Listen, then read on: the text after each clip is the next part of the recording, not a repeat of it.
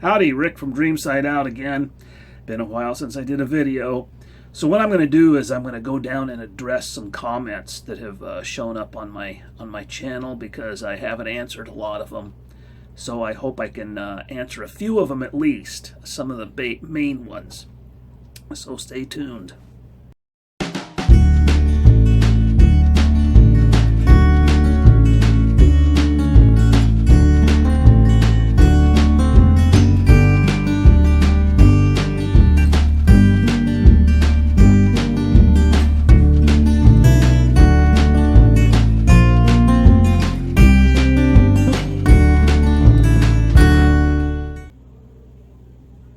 Okay, here we go.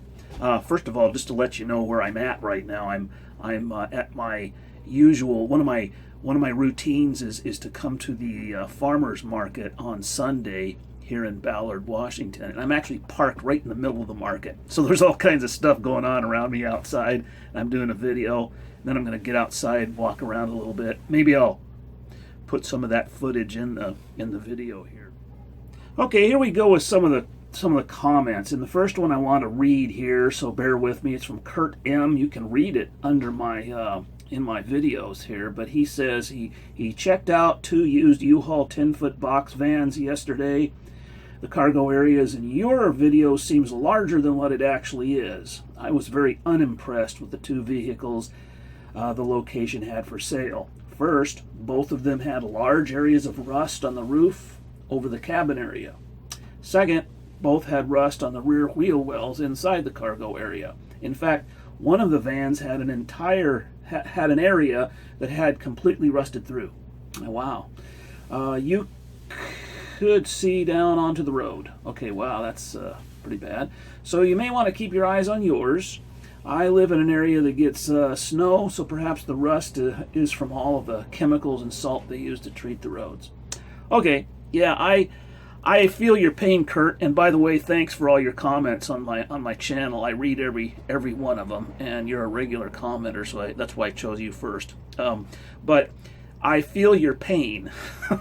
I know how it is when you're shopping for these trucks. It's hard to find a good one. I went through the same thing. It took me months to find one, really. I just set out, and I knew I wanted to get a box van. I looked everywhere, then I finally ended up looking on the U-Haul website, and even then, I would go visit the sites where they had the vans, and they would just be in bad shape, and I just got real discouraged. And I finally asked one of the guys there at the U-Haul site, what's the deal? I mean, you guys, you advertise these good vans on your website, and then I get here and they're gone. And he says, well, they get... they buy like 1,000 vans at once or something at U-Haul, and then they'll sell off a big block of them. And so people that are kind of have the inside knowledge, and I'm not sure how they get that inside knowledge, but they know when the vans show up at the lots. So contractors and people like that will go and buy up a whole block of them. They'll buy 4 or 5 of them at a time. So you and I sometimes barely get a chance to even look at a good one. So they're in high demand.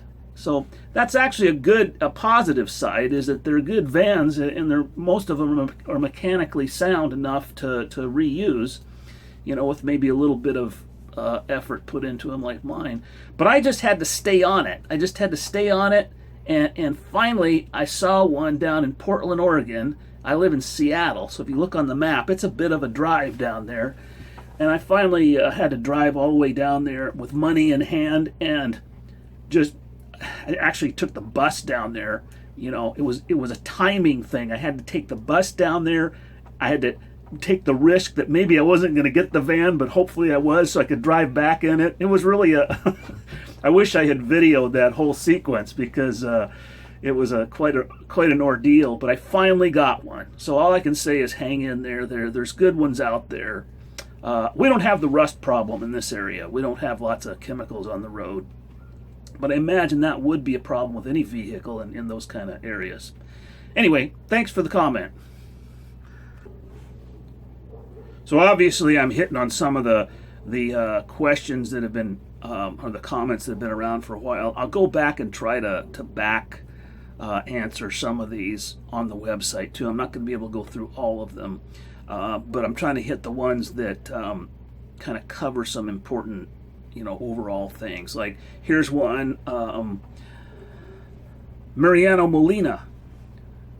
How long is that bed? I mean, are you able to fit in it comfortably? I like the fact that you kept the original rolling door. No one knows what you have inside, or that it's a conversion van. A great idea. It blends in with other trucks and a great way to keep the cops away and from harassing you. Okay, there's a couple of comments in one here that I could address, and I think that's a good combination of things to kind of address. The bed. I get lots of questions about that. Let me just hang on a second here. I'll show you. Let me turn you off for just a second. Okay, I'm going to lay down in my bed, okay, right now, and I'm just going to show you how it is. It's deceiving to look at it because it looks way shorter than it actually is. It's about 6'5" maybe across. It would be even wider if I didn't have insulation on the walls. I put 1 inch of foam and then another 1/4 inch or so of plywood on top. And so I'm going to lay down in the bed. I'll just show you. Here it is. See, now I'm laying in the bed right now, and I got my feet flat against the wall on the other side, and I got, you can't even see it. It's deceiving. I got more than a head space here to the other wall. So if I center myself, I've got plenty of room to stretch. I can't even touch the other end, and I'm 5'9". Okay, so hey, it's fairly comfortable. I think if you were 5'9" up to 6'1" or so, you'd have a comfortable sleeping arrangement here. If you're taller than that, you might start hitting the ends. So anyway, there you go. So Mariano approves of the roll-up door. I'm glad that there's a person that approves of it. Thank you. It is really it's something that I've adapted to quite well, and a lot of people think it's a problem, but it's really not. It's just it's kind of cool actually to open up that back door when I want to. But I'll skip to the next part of this comment. Mariano mentions that it's a good way to keep the cops away and from harassing you. Okay, that raises a whole bunch of questions and thoughts actually about cops and stealth and all that kind of stuff. That issue of stealth, and I'll just comment a little bit on that. I suppose it deserves an entire video. I could say more about it, but briefly, stealth to me is not the ability to completely disappear. It's just being able to blend in without drawing negative attention to yourself. Like right now, I'm sitting in the middle of a weekly farmers market. I look like one of the trucks that they brought produce and stuff in for the market, so nobody's questioning me. They might be hearing me inside the truck talking to myself right now, I don't know. But there's a food truck right next to me with a generator running, and so I blend in really well. I'm not drawing negative attention. That's what I mean by stealth. But I think the thing is, you're never going to disappear completely from the view of police officers out there and security guards and stuff. They're going to scope you out, and they're going to know that you're in a van. The thing you don't want to do is draw negative attention, though. You don't want to be one of the people that's parking in the same place all the time and making people suspicious, or you definitely don't want to be doing anything creepy or illegal, because that'll get people's attention. I try to engage with the community around me as much as possible, so they know who I am, and I think that reduces fear, and then people are less apt to call the police. Anyway, that's just what I have to say about stealth. There's more that could be said about it, I suppose. Jewboy says, or asks, where do you keep your cold stuff? Right now, all I have is a very small little cooler thing this is it. This is all I have at the moment. I put stuff in there, and I eat it or prepare the food right away and eat it. I don't keep it for a very long time. However, I am going to get a refrigerator. I'm pretty set on that. I just haven't committed to it yet, but I'm going to get a 12-volt refrigerator. That way I can put food in here, and I can go on trips somewhere where I'm away from civilization a little bit, and I have supplies. But you know, there's stores all over the place. I usually just shop on a daily basis, or you know, I'll get there's a place I can go that I can get one egg at a time, you know, and I can go to a butcher shop and get a little bit of hamburger, and I'll stick it in there, and some vegetables or something, and then I'll just go and cook it that evening, and it doesn't keep for very long. And I'll put a little blue ice thing in there or something just to keep it cool for a while. And I've been getting by just fine that way. A lot of the other stuff I eat is stuff that doesn't require any refrigeration. So anyway, there you have it.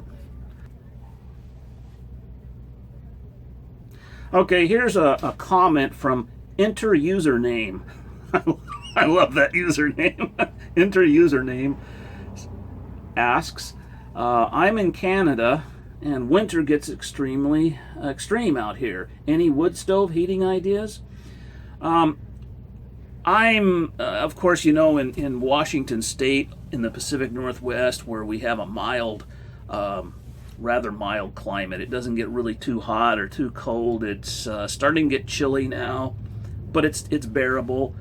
I don't have that problem. That's the thing. I'm sure I would if I moved to an area like you have. I would have to button this thing up much tighter with insulation. I would have to put clear, breathable, if I had a heat source with flame inside, I would have to make sure I have plenty of air coming in and ventilation and exhaust and all that stuff. Yeah, there'd have to be a little more put into this if I was in an extreme climate, definitely. Also, I want to say, please don't take it personal if I don't answer your particular comment. I could have a 2-hour video here answering comments. I want to reiterate that I do read everybody's comment. I don't miss a comment. I don't always have the opportunity to answer it appropriately because I'm usually just looking at my cell phone when I see the comments, as I'm not in front of my computer that often, to be honest with you. I purposely try to stay away from my computer a lot, and that's kind of weird when you have a YouTube channel and you're trying to do social media, but you want to stay away from your computer at the same time. I'm trying to find that balance in life on that one, you know.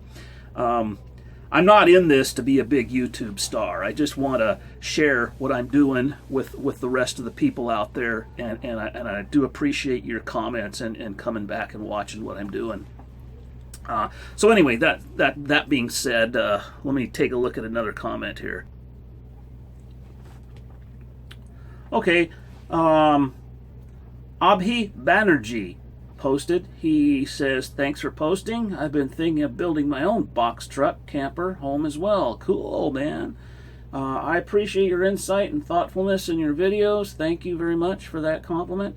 They will be a great reference for me moving forward on my own project. Are you based in Washington State? Yes, I am in the Seattle area. And then and I say that roughly. Right this moment I'm in Seattle, but tomorrow I'll be probably in Everett, and on another day I'll be out in Port Townsend or down in, I even go down to Portland, Oregon sometimes, which is not Washington State, obviously, but my general area is Seattle area. So if you're ever around here and you want to look me up, please just contact me through YouTube or something. Okay, another comment. Wonk, Selwonk, Wonk, says, I remember a guy who works for Google who lives in a U-Haul truck on their parking lot. Yeah, that's an interesting comment because that brings up the whole idea of what about going to work in the van. And yeah, I live in my van during the, well, I park my van in the work parking lot during the day. I don't spend the night though in the work parking lot. I haven't, you know, I don't think that would be appropriate at the place I work. I'm not sure how that would go over there. I'm not sure, you know, I just park a couple minutes away from where I work. I have a place, and then I drive into my place of work early in the morning so that I get a parking spot. I get there when nobody else is there, and then I usually snooze a little while in my van before I go into my work. So that's kind of my routine there. I haven't gotten up enough nerve to just spend the whole night in the parking lot. I don't think I want to try that.